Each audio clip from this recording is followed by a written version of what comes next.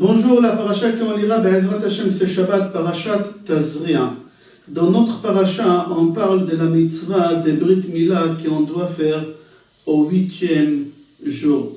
Au moment qu'on fait la Brit Mila à un enfant, on fait une bracha et on dit à son père Keshem Shichnasto la Brit, Ken Tachniso la Torah, la Choupa, ou le mitzvot, ou le Maasim Tovim. Comme tu as fait ton fils rentrer dans la Brit Mila, comme ça, tu pourras le faire rentrer à sa bar mitzvah et à son mariage. On pose la question, pourquoi on souhaite au papa qu'il fasse rentrer son fils à la bar mitzvah et à son mariage avec du sang? La Brit Mila, on fait couler du sang, on fait du mal à l'enfant. C'est ça qu'est-ce qu'on souhaite au papa, Keshem Shichnasto la Berit, comme tu l'as fait rentrer à la Brit Mila, comme ça tu le feras rentrer à Choupa et à la Torah et au Maasim Tovim. On répond, je crois que c'est le Khatam Sofer qui dit, pour la simple raison, en réalité, au moment qu'on a fait la Brit Mila à l'enfant, il n'avait pas d'arrière-pensée, 100% pour la mitzvah. Il n'avait pas d'arrière-pensée, ni les enveloppes, ni la salle, ni la danse, ni rien du tout.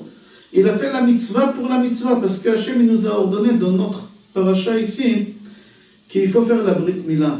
Mais au moment qu'on fait la bar mitzvah à un enfant, l'enfant il pense aux enveloppes, il pense aux cadeaux, il pense à la salle, il pense aux musiciens, il pense aux photos, il pense à ses amis, il pense au voyage que les parents ils vont l'offrir.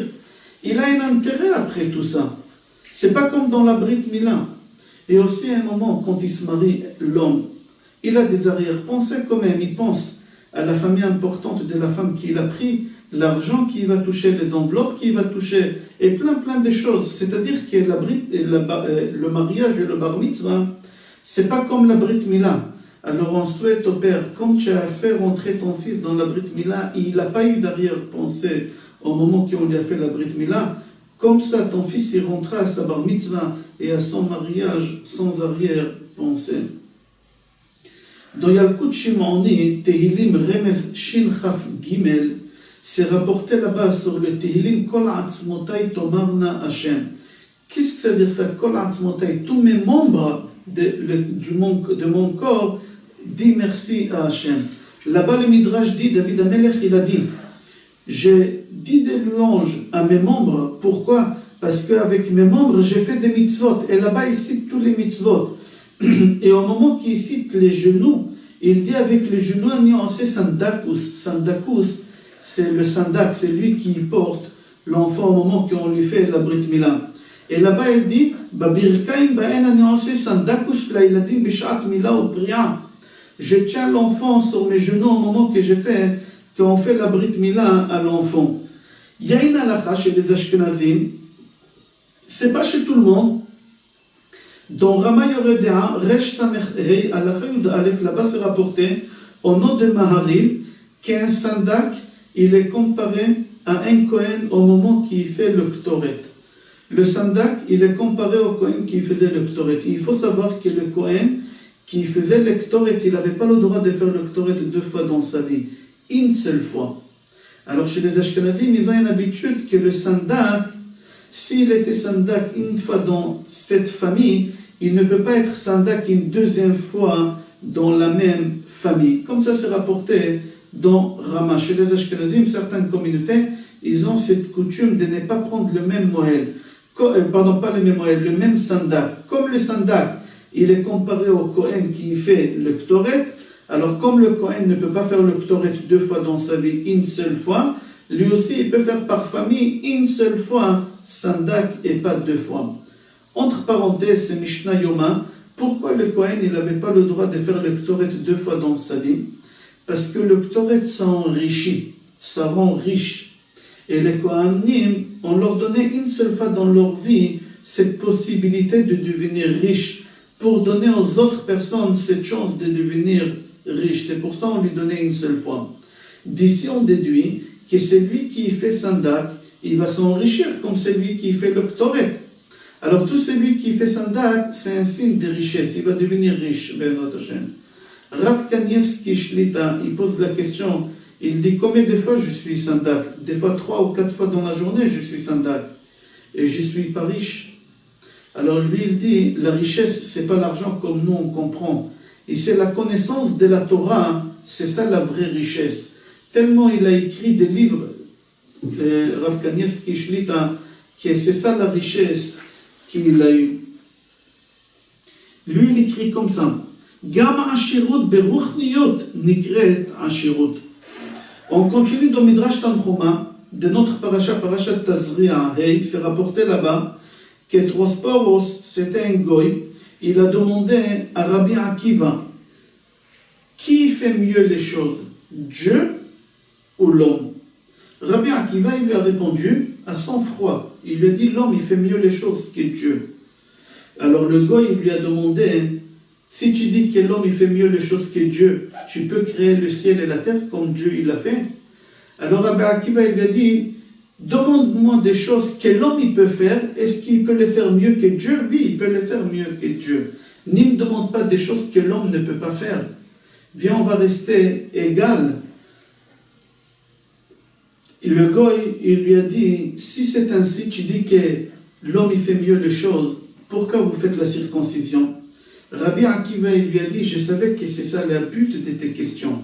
Je savais que tu voulais arriver à ça. Et c'est pour ça que je t'avais dit que ce que l'homme il fait, c'est encore mieux que ce que Hachem il fait.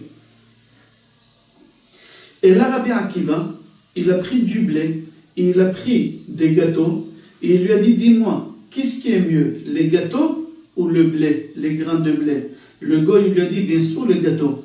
Il lui a dit, qui a fait le blé et qui a fait les gâteaux? Il lui a dit, les blés, c'est Hachem qui l'a fait, les gâteaux, c'est l'homme. Alors il a dit, voilà, toi-même, tu me dis que ce que l'homme fait, c'est mieux que ce que Hachem fait. C'est-à-dire que la finition que l'homme fait, c'est encore beaucoup plus important. Alors là, le goy, il a demandé à Rabbi Akiva, pourquoi Akadosh Baruch Hu, il n'a pas fait en sorte que l'homme naîtra circoncis déjà? Rabbi Akiva, il lui a dit, pourquoi Hachem, il n'a pas fait que l'homme sort du ventre de sa mère et le nombril se coupe de lui-même? Pourquoi l'homme, il doit être là à prendre un ciseau et couper? Pourquoi ça? Alors il lui a répondu, il a dit, parce que Hachem, il veut qu'on fasse toujours la dernière chose. Parce que nous, les hommes, on fait bien cette chose-là, les finitions. Au moment qu'on fait des travaux dans la maison, si on ne fait pas les finitions comme il faut, c'est comme si on n'a rien fait. Parce que la finition, c'est ça qui donne la beauté. Et la preuve, qu'est-ce que l'homme fait? C'est la finition de la création.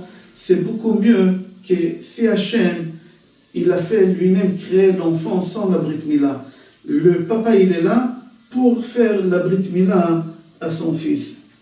Il y a un goy qui a demandé à Rabbi Akiva dans Gemara Baba Batra, page Yud Amud Aleph, c'est rapporté là-bas, si votre Dieu aime tellement les pauvres, pourquoi Dieu ne leur donne pas à manger lui-même, s'il les aime tellement? Rabbi Akiva lui a répondu pour la simple raison que Hachem veut nous faire sauver de l'enfer. Au moment qu'on leur donne la tzedaka, au moment qu'on donne la tzedaka à un pauvre, Akadosh Baruch Hu, il nous fait sauver de l'enfer. Et c'est pour ça qu'Akadosh Baruch Hu, il a fait créer les pauvres. Il y a une Gemara, dans Brachot page Samech Amud Bet, là-bas la Gemara, elle raconte, Tanya Mishne de Rabbi Akiva. Il est rapporté, il nous a enseigné au nom de Rabbi Akiva. Le'olam ya Adam, Ragil, Lomar, Kol David Rahamana Letav Avid.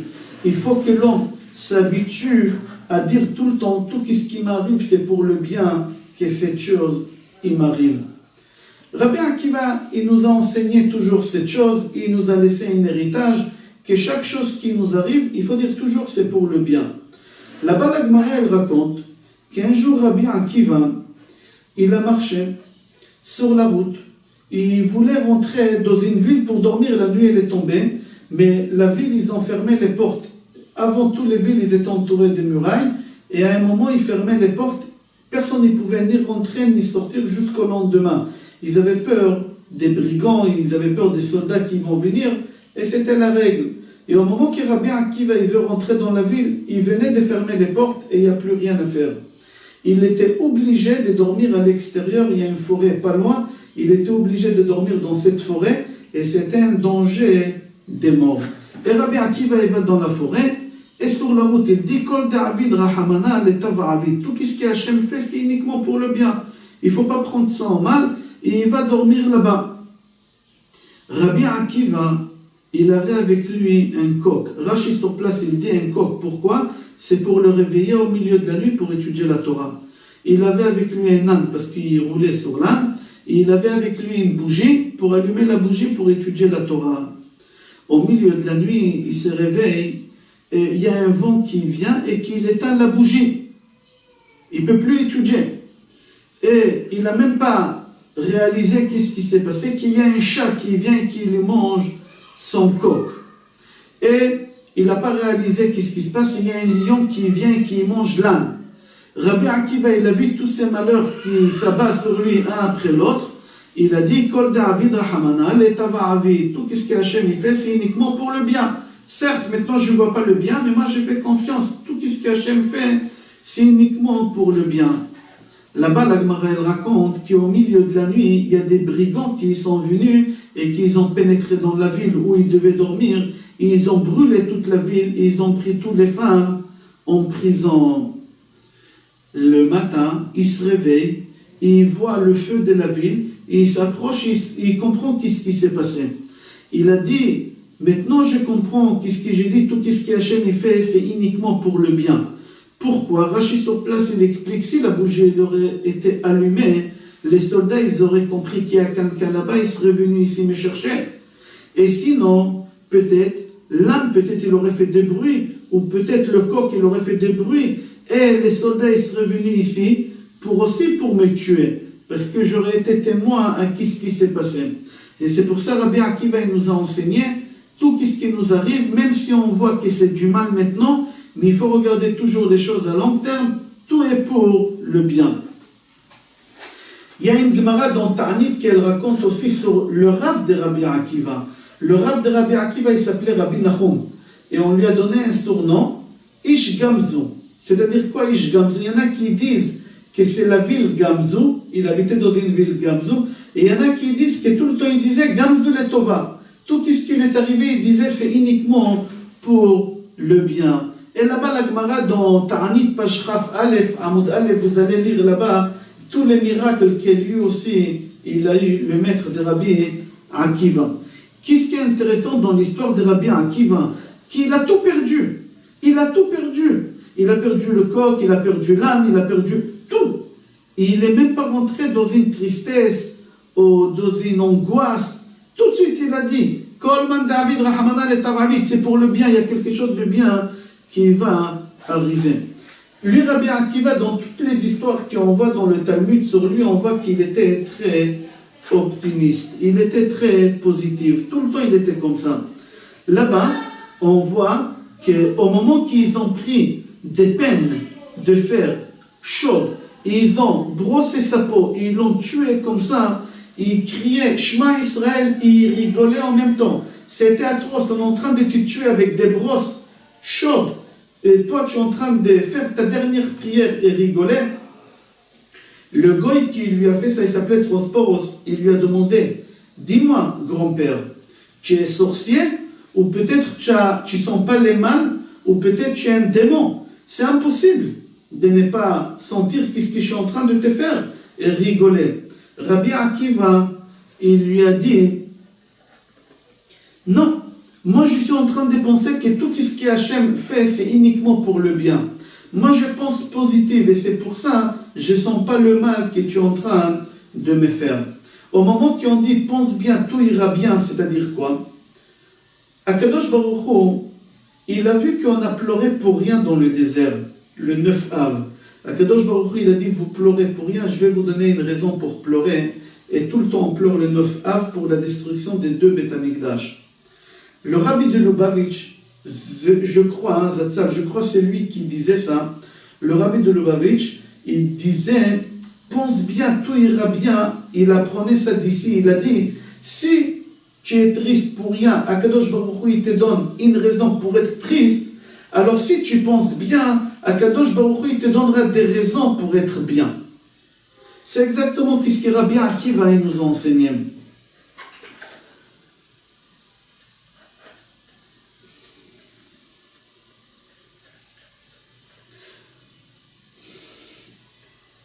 Rabbi Akiva, il pensait tout le temps positif. Les goïms, ils ne veulent pas penser comme nous. Pourquoi aller se faire circoncire? Pourquoi se faire mal? On est bien comme ça, alors on continue à être comme ça. Mais nous, on pense beaucoup plus loin. On voit les choses positivement.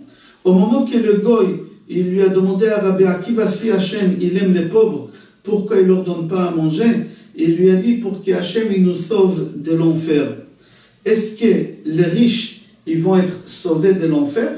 Les riches qui ont donné la tzedaka aux pauvres, ils vont être sauvés de l'enfer? Et les pauvres eux-mêmes, qu'est-ce qui va se passer avec eux? Les pauvres eux-mêmes, qu'est-ce qui va se passer avec eux? Alors Rabbi Akiva, il était encore optimiste. Il a expliqué, il a dit comme ça, qu'au futur, Akadosh Baruch Hu, il va donner un salaire qu'on ne peut même pas comprendre aux pauvres pour la souffrance qu'ils ont eue, parce qu'on devait les utiliser pour qu'on puisse donner la tzedaka, pour qu'on puisse leur donner la tzedaka, pour qu'on soit sauvé de l'enfer. Le Ramchal, Rabbi Moshe Chaim Luzzatto dit que les tzadikim aujourd'hui souffrent pour la génération. Comme le pauvre, il souffre pour sauver la génération, si on peut dire, pour qu'eux puissent lui donner la tzedaka et eux ils vont être sauvés de l'enfer, les tzadikim ils souffrent énormément pour la génération. On raconte qu'un jour il y a un curé qui a demandé à Rabbi Yonatan Efshitz pourquoi les juifs, au moment qu'ils prient pour la refoua, ils prient uniquement pour eux et ils ne prient pas pour toute l'humanité. Comme c'est marqué dans l'Amida, Refait Cholé Amon Israël. Amon, son peuple. Ils prient que pour leur peuple. Alors Rabbi Yonatan, il leur a dit Chas v'shalom, vous avez une erreur. Nous, on ne veut pas que personne soit malade, même toute l'humanité, même ceux qui ne sont pas juifs. Il leur a rapporté une Gemara, Megillah, page Yud Zayin Amud Bet. Là-bas, la Gemara, il dit que la prière de Refaenu, c'est la 8e bracha qu'il y a dans la Hamida. Ça parle de quoi cette prière? De la Brit Mila qu'on l'a fait au 8e jour. Et qui fait la Brit Mila? Les Goy ou les Juifs? Les Juifs. Alors c'est pour ça on dit Amon Israël. Parce que les Goy ne font pas la Brit Mila, mais nous les Juifs on fait la Brit Mila. L'élève de Rabbi Yonatan, il lui a dit Rabbi, ça c'est une réponse pour tranquilliser, pour calmer les Goïm. Dis-nous la vérité. Pourquoi on dit Amon Israël? Pourquoi on prie pour le peuple d'Israël seulement?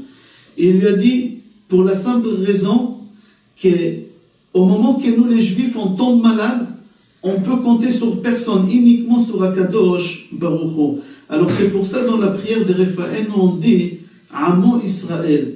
Mais les Goïm, au moment qu'eux ils tombent malades, eux ils ne pensent pas à Kadosh Baruch Hu qui va les sauver. Eux ils pensent aux médicaments. Alors on les laisse continuer à compter sur leurs médicaments. C'est connu qu'on avait un livre qui s'appelait Sefer HaTrufot, le livre des médicaments que Shlomo HaMelech il a écrit. Le livre des médicaments, c'est un livre que toutes les maladies qu'il y a et qu'on aura Chas v'Shalom dans le monde jusqu'à la fin des temps, Shlomo HaMelech, il les a écrits, il a écrit les remèdes pour chaque maladie. Je ne veux pas citer des maladies d'aujourd'hui, mais il a parlé là-bas aussi des non-maladies d'aujourd'hui.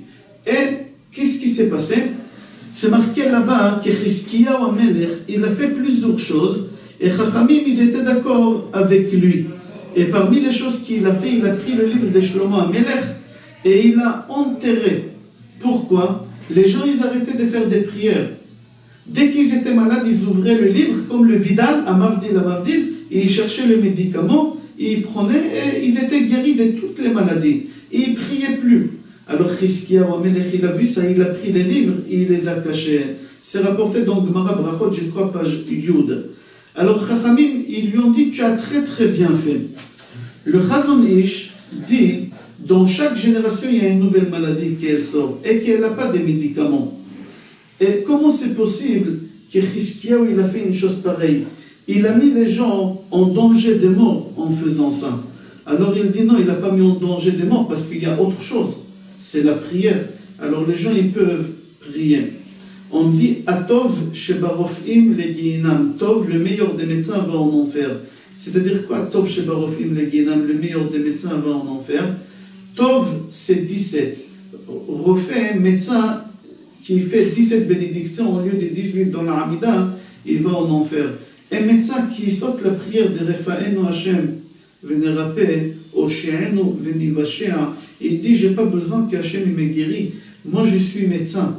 Je peux m'en sortir tout seul. Alors, Tov, c'est lui le médecin qui fait 17, il va en enfer. Il n'y a que Hashem qui guérit, comme c'est marqué. Ki melech rofé ne'eman verachaman ata. Je vous souhaite Shabbat Shalom, bracha ve'atzlacha, besorot tovot, yeshuot benechamot et kol tov.